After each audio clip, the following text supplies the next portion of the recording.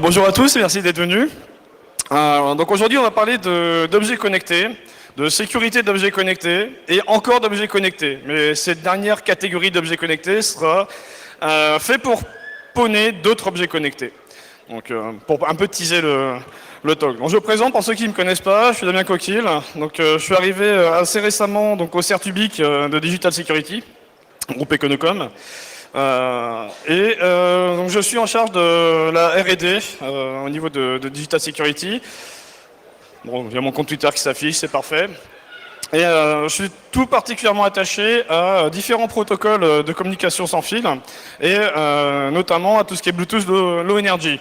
Pour certains d'entre vous le savent, pour ceux qui m'ont vu peut-être à d'autres événements, c'est un truc qui me botte pas mal. Et j'ai notamment axé mes recherches sur cet objet connecté, sur du Bluetooth Low Energy. Bon, c'est entre autres, comme vous allez pouvoir le voir par la suite, pardon. Donc on attaque. Internet des objets. Alors c'est super trendy, c'est hype, tout le monde adore ça, l'Internet des objets. Il y a des boîtes, plein de startups qui pullulent. Ah. Voilà, ça c'est, voilà, des télécommandes. Ça commence bien. Ok. Donc Internet des objets, disais-je, avec beaucoup d'objets connectés. On en trouve de tout sur les objets connectés, mais vraiment de tout. Ça pullule, des sextoys par exemple. Alors celui-là est assez soft, j'ai pas vu mettre d'image trop... Bref, il y a peut-être des enfants là-bas au fond. Donc des sextoys, on retrouvera le Smart Matelas. Pour ceux qui ne connaissent pas, c'est un super matelas qui monitore l'activité.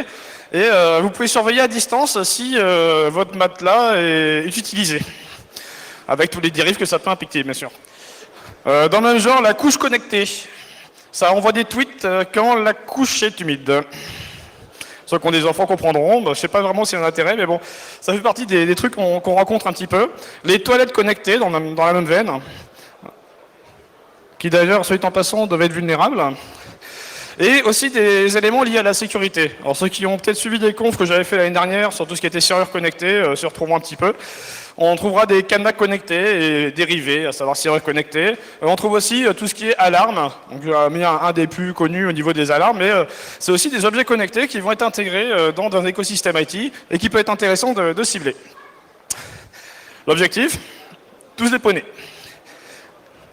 Vaste programme que pawner tous ces objets connectés. Alors, on va avoir quand même un gros problème avec les objets connectés, c'est qu'on parle ici d'un équipement qui est généralement placé physiquement dans un endroit qui n'est pas forcément accessible. Quand vous faites du piratage ou du hacking sur des systèmes IT, vous êtes à distance connecté en réseau, on peut vous détecter avec certains protocoles.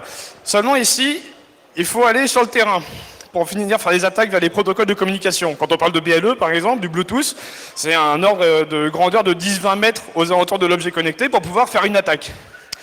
Donc si vous avez comme programme d'aller près de l'objet connecté pour aller pirater, comment dire, il y a de grandes chances que vous vous fassiez griller, notamment sur les périphériques de contrôle d'accès, type Smart Locks ou les padlocks. Et ça devient vraiment problématique, parce que j'ai eu plusieurs cas de figure où j'ai trouvé des vulnérabilités sur ce genre d'équipement, et impossible d'établir un scénario viable en l'état pour dire au concepteur, c'est pourri ton truc, quelqu'un peut arriver et pirater ta serrure ou ton objet connecté ou quoi que ce soit. Parce que en l'état, il faut un PC, il faut être à côté. La remarque qu'on nous fait toujours, c'est ouais, mais un mec avec un laptop à côté, forcément, on le voit, quoi. Et on se doute bien que c'est chelou, surtout quand il a un hoodie, comme d'habitude. Donc l'idée, c'est pour prendre le contrôle de tous ces objets connectés, c'est d'arriver à déporter l'outil d'attaque sans qu'on soit là. Donc en gros, pourquoi ne pas créer un objet connecté pour pirater des objets connectés? Et donc je me suis lancé dans ce projet-là. Donc créer mon propre objet connecté qui va pawner les autres objets connectés. Bon, pour ça, il fallait quand même trouver un moyen d'identifier les cibles. Parce que c'est bien beau d'avoir un objet connecté qu'on va déposer dans la nature.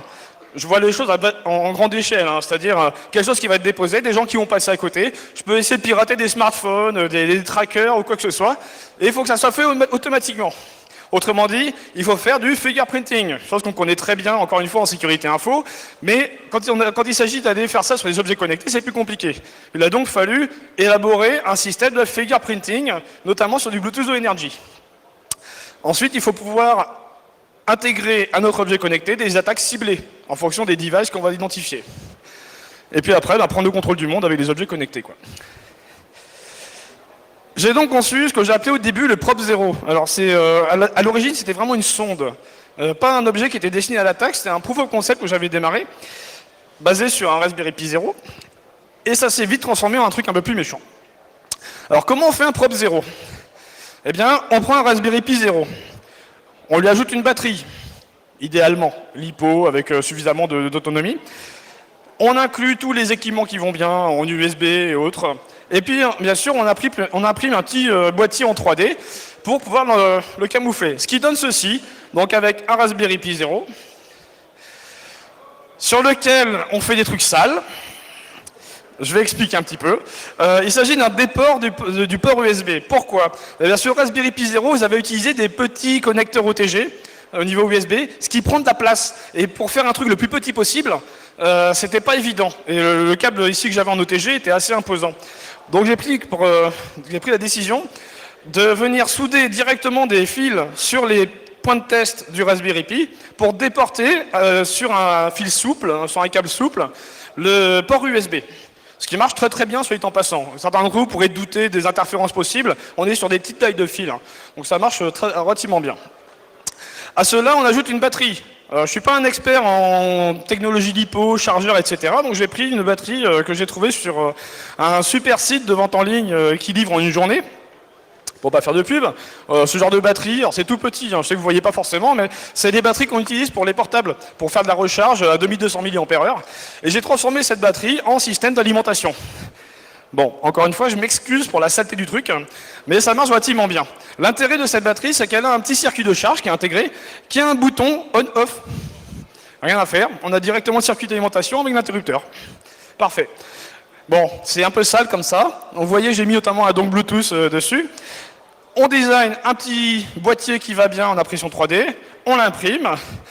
On pense aussi à tous ces beaux claviers sans fil qui sont faits par différents fabricants qui sont vulnérables. Et on se dit que ça pourrait être intéressant de faire de l'interception de frappe ou de l'injection. Donc, pour les futurs développements qui seront faits sur ce projet, j'ai décidé d'intégrer un module NRF24. J'expliquerai toute la partie NRF24 à la fin du talk, c'est la dernière partie. Mais je l'ai intégré, donc pareil, soudé à l'arrache avec des fils, et puis encore une fois à l'arrache sur le Raspberry Pi. Tout ça intégré dans le boîtier que j'ai conçu. Et on a l'essentiel du Prop 0. On met tout ça avec un petit capot, et on a un device qui est noir, assez furtif, que l'on peut loger à certains endroits. Voilà pour la conception. Rien de bien sorcier. Le plus dur étant de se procurer le Raspberry Pi 0, parce que c'est un petit peu chaud. J'ai réussi à ce jour à m'en procurer que 2. Il faut vraiment stalker au niveau des ventes en ligne, mais ça se fait. Bon, on a le Raspberry Pi 0. Première étape. Deuxième étape, identifier les devices. Donc pour ça, eh bien, il a fallu innover. Pourquoi? Parce qu'on n'a aucun algorithme d'identification de device BLE. Qu'à cela ne tienne, c'est pas grave, je vais créer le mien. J'ai regardé notamment pour l'ensemble des devices que je voyais, quelles étaient les données annoncées. Petit rappel pour le Bluetooth d'énergie, pour ceux qui ne connaissent pas, histoire que vous ne soyez pas perdus directement. À chaque fois que vous avez un équipement qui intègre du Bluetooth d'énergie, aussi appelé Bluetooth Smart, il s'annonce, il envoie des informations. Et il n'envoie pas qu'une adresse MAC ou un nom, il envoie aussi tout un lot d'informations complémentaires qui sont cachées, qu'on appelle en fait des données d'avertissement, d'advertising, donc d'annonce. Et ces données d'annonce, on peut les récupérer de manière totalement passive. Donc c'est une super cible pour faire du fingerprinting passif. Donc bien sûr, c'est un peu charabia comme ça. Il s'agit d'un système de stockage de données TLV, donc type, taille, valeur. Et il suffit juste de décoder la trame. C'est pas très très compliqué à faire.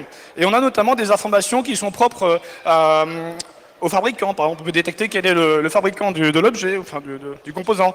On peut avoir aussi des informations sur est-ce qu'on peut s'y connecter, est-ce que c'est quelque chose qui se connecte quelque part, etc. À partir de là, j'ai établi donc un système de fingerprinting passif basé sur ces données-là, c'est-à-dire avec assez peu d'interaction avec les devices. Autrement dit, je suis juste passif, j'écoute les annonces et je stocke tout. Pratique avec mon système. J'ai tout ce qu'il faut, j'ai un Raspberry Pi, un Linux, le support du BLE intégré. Donc qu'est-ce que j'ai fait? J'ai développé un petit bout de code, qui sera donné en open source d'ailleurs à la suite du talk. Ce petit bout de code fait simplement du tracking, c'est-à-dire qu'il va repérer les différents éléments et les stocker dans un fichier avec le fingerprint que je génère à partir de mon algorithme. Et tout ça, c'est stocké sur la carte SD. Donc qu'est-ce que j'ai fait? Eh bien, depuis janvier à peu près, depuis que j'ai conçu le système, je l'ai mis dans mon sac. Sachant que pour ceux qui me connaissent, j'habite pas forcément près de Paris. Je prends à peu près le TGV tous les matins pour aller bosser, enfin presque, parce qu'il y a un peu de télétravail, bref, slash my life. Hein. Et donc dans le TGV, on croise plein de gens super intéressants, et dans le métro aussi, dans les bus par la suite, et je l'ai gardé allumé autant que je pouvais dans les transports. Parce que ça brasse beaucoup de personnes, et donc j'avais plus de chances de récupérer de l'info. Donc tester dans le métro notamment, et les trains. Pour ce faire, parce que je n'avais pas forcément toujours mon objet connecté avec moi, j'ai aussi fait une application Android qui fait la même chose, histoire de cumuler, hein, d'avoir un maximum de samples. Parce que pour affiner le fingerprinting, il faut un maximum d'informations. Un peu que ce que fait Nmap hein, avec des signatures. Et j'ai récupéré pas mal de choses. J'ai notamment pu identifier, alors ça va peut-être être difficile à voir de loin, mais alors, bon, je vais essayer de le truc. En fait, un matin, je laissais tourner mon petit truc, j'arrive au boulot, je dépile, je retire ma carte SD, je regarde la cueillette du matin, et je tombe là-dessus. Pour ceux qui ne voient pas au fond, il y a le nom du device qui a été repéré, qui s'appelle Vibratissimo. Tout est dit. Faites une Google search dessus, c'est assez intéressant. En plus, j'ai le timestamp, je sais exactement où j'étais quand j'étais à cette heure-là. Et il se trouve que j'arrive vers 8h en gare Montparnasse. 8h05, j'ai attrapé ça. À la sortie du train. Donc c'est forcément une personne qui était en train avec moi. Moi j'ai passé les 2 semaines suivantes à essayer de retrouver le...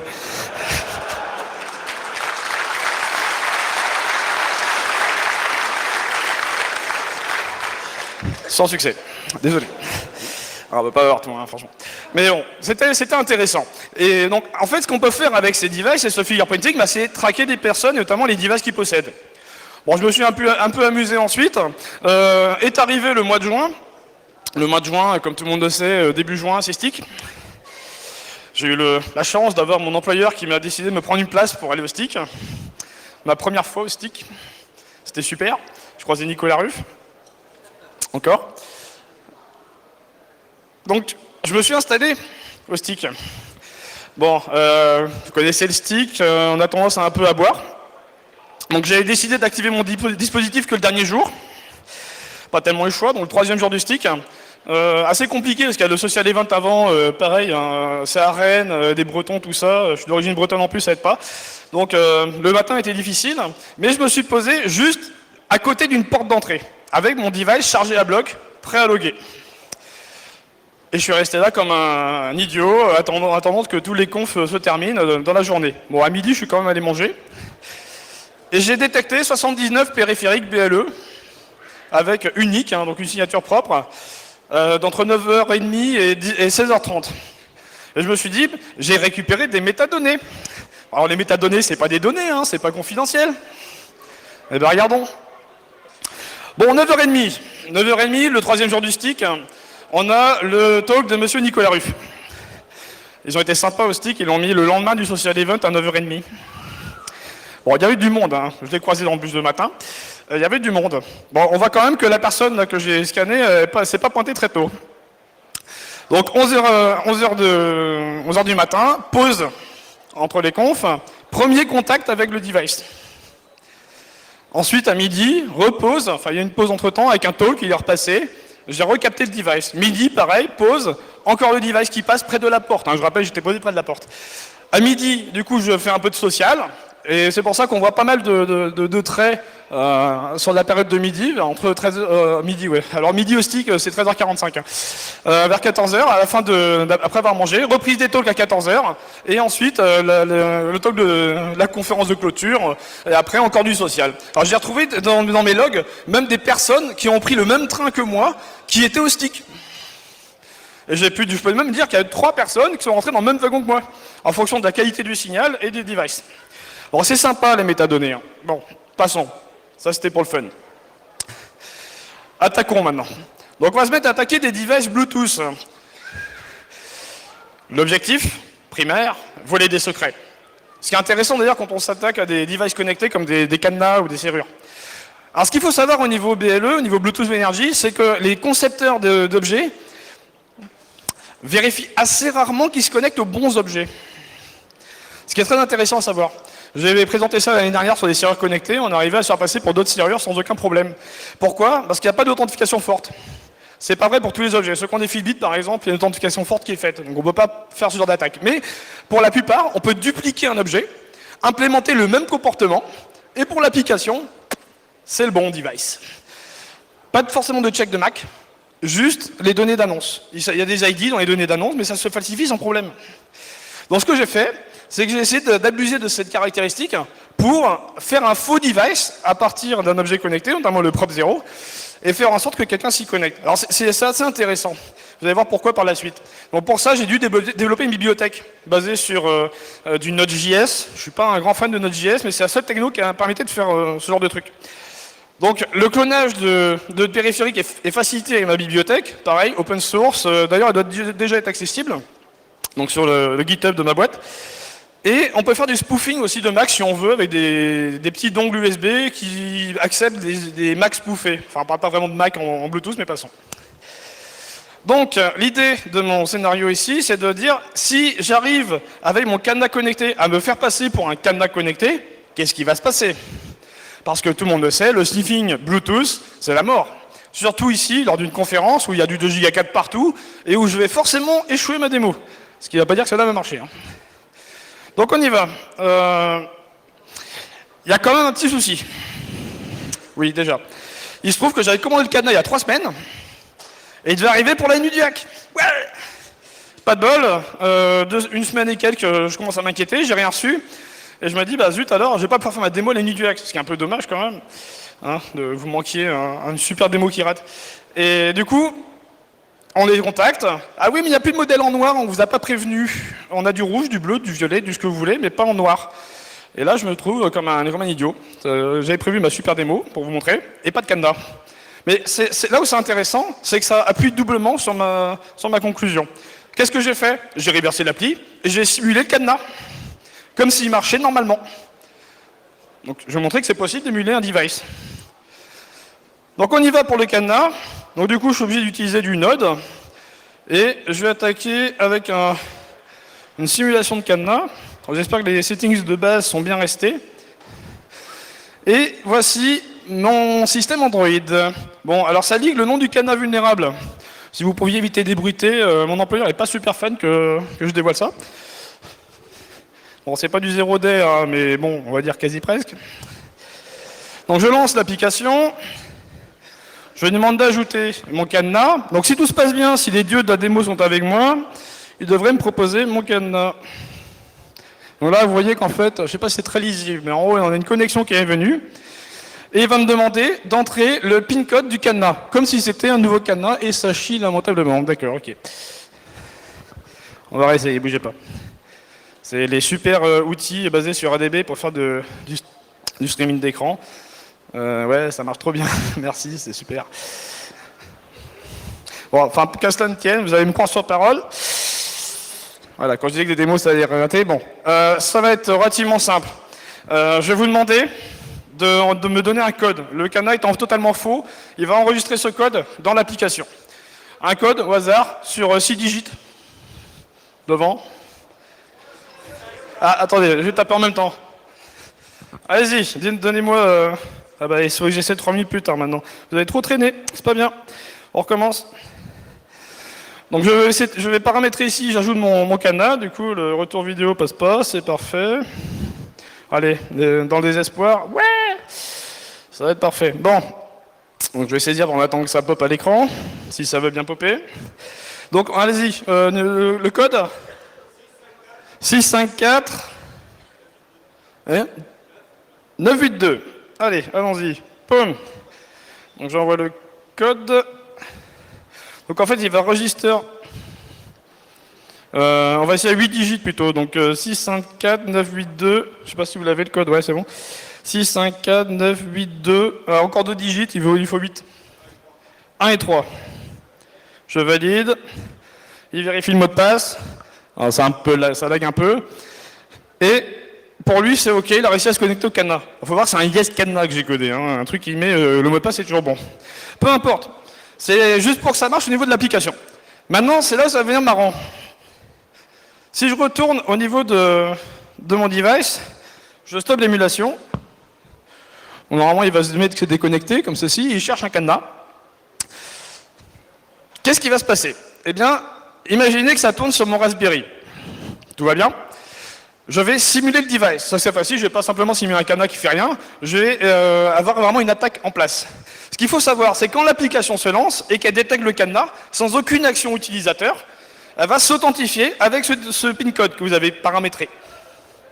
Elle va donc envoyer le PIN code au cadenas, et c'est la seule protection qui est vraiment efficace sur ce cadenas. Si on vole le PIN code, on peut s'authentifier, l'ouvrir, le fermer. Voyons voir ce que ça donne. Maintenant, je vais générer le même device, cette fois-ci en mode pawn. Bon, j'espère que ça va se voir quand même de loin. Hein. L'application se connecte automatiquement. Et le password apparaît en haut, 654982113. Je ne le sors pas de... Bref.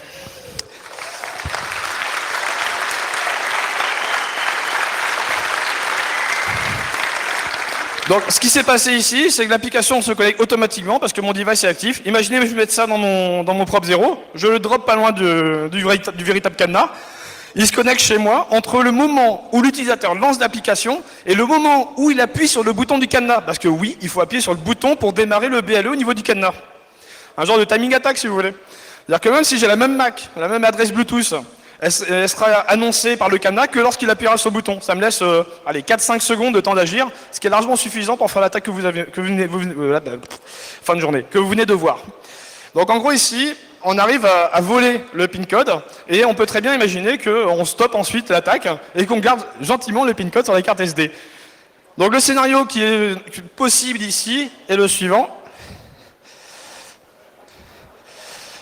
J'identifie mon cadenas, je duplique le cadenas comme je l'ai fait ici, je mets mon prop 0 avec l'attaque que je viens de vous montrer, je le configure bien sûr avant, j'attends gentiment que quelqu'un vienne ouvrir le cadenas et se fasse attraper par mon attaque. Je viens récupérer mon prop 0, je dépile à la maison et c'est gagné. Donc ça, c'est une attaque efficace et avec un objet qui peut se cacher facilement, pas loin du cadenas ou d'une serrure. L'attaque sur une serrure qui a le même problème peut être exactement identique. Bon, dans d'autres attaques qu'on peut mener avec le prop 0 sur du Bluetooth de l'énergie, on a des trackers. Les trackers, j'en ai ramené 5 ou 6 ici pour la démonstration. On a des trackers comme ceci, hein. C'est tout petit, certains auront peut-être reconnu le truc, mais bon, je ne suis pas censé dire le nom. Ça fait bip bip quand on appuie. Ouais, on n'entend pas tellement. Un peu? Bon, ça va faire l'affaire. Et j'ai le prop 0 qui se trouve être sur la table. Alors un prop 0 tout fait, ça a quelle dimension? Ça ressemble à ceci, ça tient dans la main, à peu près. Hein. Celui-là est actif, il est chargé, il n'est pas encore allumé, parce qu'il va lancer un déni de service sur les trackers que j'ai. J'en ai 6, ils sont tous allumés. Ils devraient normalement ne plus biper lorsque l'attaque est active. Je dis normalement parce que c'est la démo la plus... Comment dire? Celle qui a le plus de risque de rater. Donc je vais l'allumer avec mon super couteau de la mort.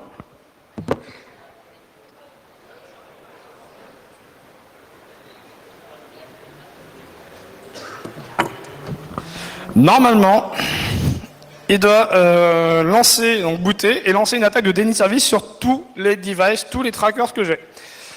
Le problème, c'est que j'ai aucune lettre qui s'affiche sur mon boîtier, donc c'est un peu au petit bonheur de la chance. J'espère d'avoir bien démarré. Donc le seul moyen que j'ai de savoir si ça fonctionne, c'est d'appuyer sur le petit bip, et puis... Bon, celui-là marche toujours. On est dans un range d'efficace de 10 mètres, normalement. Donc ça veut dire que après... Je crois que ça devrait être 30 secondes de boot. Il devrait commencer à se connecter sur les... Oui, parce que les Raspberry Pi 0, c'est bien, mais alors à niveau perf, on peut faire mieux. Hein. Bon, c'est toujours pas efficace. Non, je sens bien que ça va fail, là. Ça a bien marché jusque-là. Ça bip toujours. Ça bip toujours. Hein. Peut-être un autre. Ouais, ça sent un bon échec, ça.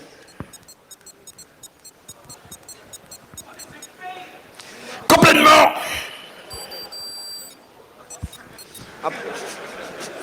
Celui-là, il a décidé de faire autre chose. Ah! J'appuie, il n'y a plus rien. Je peux vous faire passer si vous voulez, mais je crois qu'il y a un timeout particulier. Alors, c'est un déni service qui, selon comment il est effectué, peut durer quelques minutes. Et après, il revient à la vie. Donc après, on peut les redosser et c'est pas un problème, ils réapparaissent. Donc, normalement, tous ceux que j'ai à côté ont été attaqués. Plus de bip. Ah, celui-là encore vivant. Plus de bip. Bon, il y en a un qui a survécu à l'attaque, mais qui va se faire attraper dans les secondes qui suivent. Donc là, c'est un déni de service sur ce genre de device. C'est totalement automatisé. J'ai juste démarré le truc. Et donc, ça veut dire que si je me promène avec ça dans le métro, et à chaque fois qu'il y a un tracker qui va être apporté, poum, désactivé. Bon, imaginez avec des valises qui... alors, j'ai pas précisé, mais c'est un tracker qui est utilisé pour de l'antivol. C'est bien de préciser, quand même, pour avoir un impact possible. Bref, donc encore une fois, un scénario d'attaque qui peut être fait avec cet équipement. C'est furtif, on peut même le laisser dans une station de métro si on veut cacher... Non, faites pas ça. État d'urgence, tout ça. J'ai pensé le faire, sincèrement, pour avoir des démos encore mieux, faire du tracking de personnes, mais on m'a vite dissuadé de ne pas le faire. Comment dire, je tiens pas à finir avec nos amis des gendarmes ou de la cellule antiterroriste, pour avoir mis un truc dans un truc de la SNCF ou de la RATP, scotché gentiment ou aimanté sous un panneau publicitaire. Ça ressemble vaguement à une bombe quand même, hein, quand on y réfléchit bien. Un détonateur, ouais, par exemple. Donc bon, bref, c'était mis dans mon sac. Donc ça, c'était la démo. Et pour terminer sur le device, donc je vous ai parlé tout à l'heure du petit module NRF24 qui était pas cher en Chine, etc. Eh bien, c'est un module qui est super intéressant parce qu'il est très utilisé dans les drones, dans les claviers sans fil, les souris sans fil. Bon, je ne vous cache pas que je cherche en particulier les claviers sans fil. C'est à faible coût et c'est utilisé dans plein d'équipements comme ça. Il y a Travis Goodspeed qui a fait des recherches, c'est pas neuf que je présente là, mais c'est pour montrer une autre possibilité de ce qui est possible de faire avec ce système-là, ce Prop 0. Il a fait des recherches et on peut se servir d'un module à 2 $ pour faire du scan, du sniffing et de l'injection sur ce protocole de communication. C'est un truc proprio. Son astuce est relativement simple. Il met une adresse à 2 octets, ce qui est normalement pas possible par le constructeur. Et dans cette adresse à 2 octets, il fait en sorte que ça soit une succession de 1 et de 0 sur 1 octet, ce qui ressemble en fait au signal qui signale le début d'une trame. Et en faisant ça, le système de décodage considère que le message lui est adressé, parce que ça correspond à l'adresse qu'on a paramétrée, et dans la charge du message, il nous met tout le signal, adresse de destination compris, et payload. Autrement dit, on peut scanner s'il fait. Donc ça marche relativement bien. Il y a eu un gros article de Bastille, une société de recherche en sécurité spécialisée en RF, qui a fait MoshJack. Ça a fait la une des journaux, ils ont fait une vidéo, un site web. Vous allez taper MoshJack sur Google, vous allez voir ce que ça donne. Et c'est quelque chose qui marche relativement bien. Le problème, c'est qu'il faut un device adapté, un Crazy Radio PA par exemple, ou un autre truc qu'ils n'ont plus. Bon, la seule option qu'on ait actuellement, c'est un Crazy Radio qui vaut 30 $. Mon objectif, c'était de faire un truc à bas coût quand même. 30 $, et puis ça prend de la place en plus avec l'antenne et tout. Sami Kamkar qui a fait une version modifiée qui s'appelle le Keysweeper. Ça ressemble à... Ah, je ne l'ai pas intégré, désolé. Il me semblait ici. Voilà, c'est un Keysweeper qui est un sniffer de clavier NRF20, enfin un sniffer de clavier sans fil. Et lui, il a caché ça dans un adaptateur secteur qui est basé sur un Arduino. Le problème, encore une fois, c'est que c'est de l'Arduino. C'est pas du Raspberry. Il n'y avait rien pour Raspberry. Bon, bah qu'à ça ne tienne, j'ai développé la librairie Raspjack, qui est un port de MoshJack pour Raspberry. Tout ce qu'on a à faire, c'est juste à connecter le module en SPI, qui est un protocole de communication électronique, et j'ai intégré ce module, bien sûr, dans le Prop 0. Donc, le code de sa bibliothèque, bah, tant qu'à faire, est open source. S'il y en a qui veulent s'amuser avec du Raspberry Pi ou du Prop 0 pour faire des attaques sur du NRF, j'ai développé aussi j'ai recodé tous les outils de MoshJack et le framework Python. Donc il y a moyen de scanner, de sniffer et d'injecter. Non, je vous donne pas des outils comme ça. Et ça marche avec des modules pas chers et des modules qui ont aussi des amplis intégrés. Ça intègre l'astuce de Travis Goodspeed sur le sniffing et aussi la méthode super intéressante de MoshJack sur la validation des paquets, parce qu'on a quand même pas mal de bruit et de faux positifs dans le process. Donc potentiellement, on peut sniffer des claviers Microsoft par exemple, on peut pas les nommer, qui font du chiffrement XOR et que Sami Kamkar a justement réussi à exploiter. Bon, je vous avoue que j'avais une démo là-dessus, mais qu'en dernier moment, elle n'a pas marché, donc suffisamment de fail pour aujourd'hui.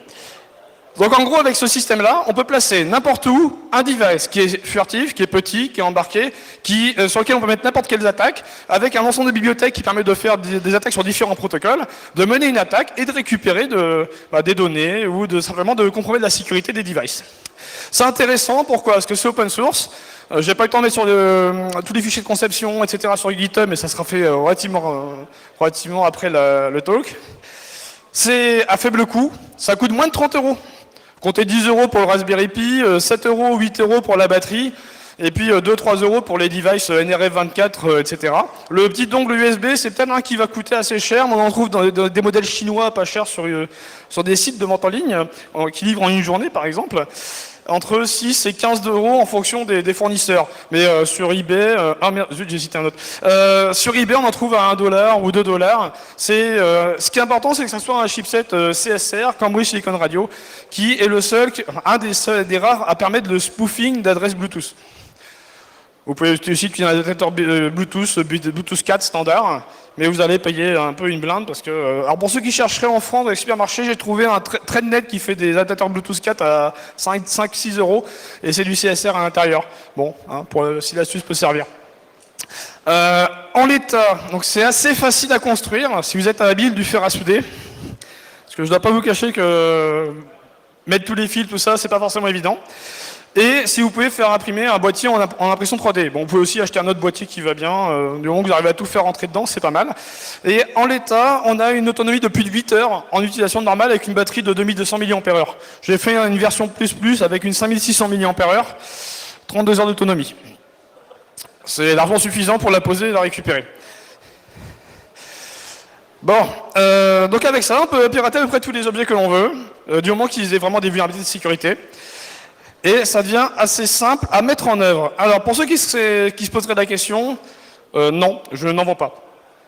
Je ne vais pas en faire non plus. J'ai passé suffisamment de temps à tout souder, etc. J'ai pas le temps, tout simplement.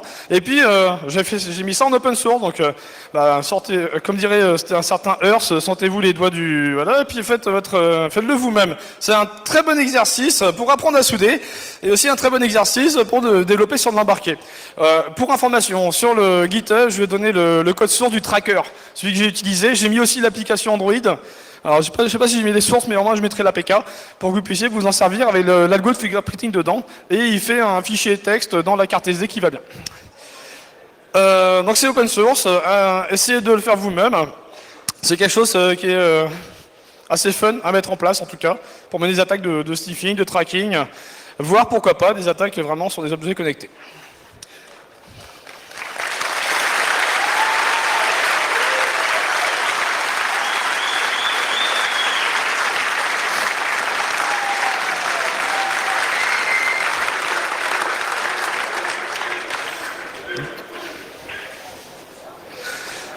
Est-ce qu'il y a des questions?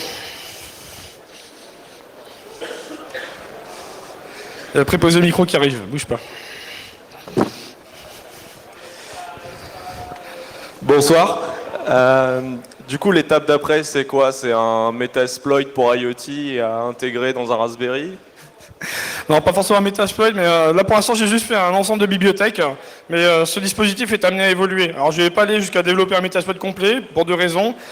C'est que, ça va pas forcément correspondre à tous les usages, et la deuxième raison, c'est que du coup, j'ai pas forcément le temps de développer intégralement le Metasploit qui va bien.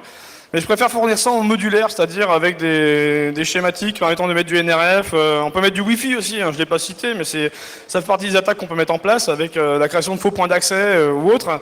Le problème, c'est que le Wi-Fi consomme quand même pas mal de batterie. Donc on a des autonomies qui sont quand même inférieures à celles que j'ai annoncées ici sur le device. Mais non, en fait, j'ai fourni une bibliothèque pour du NRF24, un framework pour du Bluetooth Low Energy, qui sera complété, je pense, sous peu avec d'autres parties de code. Alors c'est soumis à condition, parce que c'est sur des recherches actuelles, donc avec des trucs assez intéressants. Mais je m'arrêterai là, je ne vais pas forcément fournir tout le Wi-Fi qui va bien. En fait, c'est plutôt une plateforme qui est destinée à être bidouillée, à être hackée, comme je l'ai fait, pour correspondre à un véritable besoin. C'est-à-dire que vous pouvez l'adapter à ce que vous voulez faire. C'est relativement facile de faire un script qui boot au démarrage du Raspberry et qui lance une attaque sur tel ou tel protocole. Le plus dur, c'est de savoir comment falsifier un device, par exemple, en BLE, pour faire du spoofing comme je l'ai fait là. ou des attaques avec des clients. C'est pour ça que j'ai essayé d'outiller cette partie-là. Là, je ne vous ai pas montré toute la bibliothèque, mais si vous allez sur GitHub par la suite, vous allez voir qu'en fait, on peut très bien faire du profiling de device. En gros, l'outil que j'utilise ici, la bibliothèque qui me sert à créer le faux device, me fait un fingerprinting complet du device. Et après, j'ai juste à implémenter le comportement. Toute la partie configuration des services, des caractéristiques en Bluetooth Energy, c'est généré automatiquement par la bibliothèque. Et j'ai juste à dire, quand il dit telle caractéristique, tel système, tu renvoies telle valeur. Quand il écrit là-dedans, tu te comportes comme ceci. Donc on a juste à copier le comportement du device pour lui faire croire que c'est un véritable device. Et à partir de là, on récupère ce qui nous intéresse.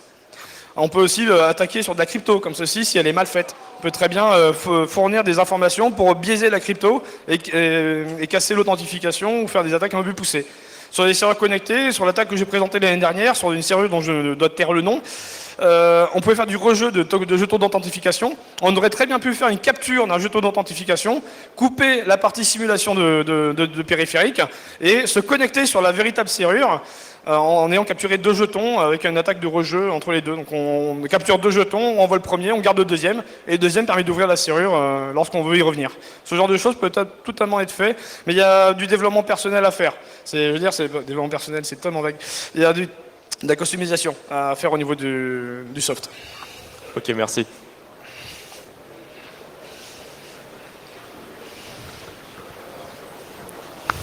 Bon. D'autres questions des personnes? Non? C'était clair, oui. C'était explicite. Oui, comme dirait Monsieur Malou. Bon, bah merci Virtu. Bravo, franchement bravo.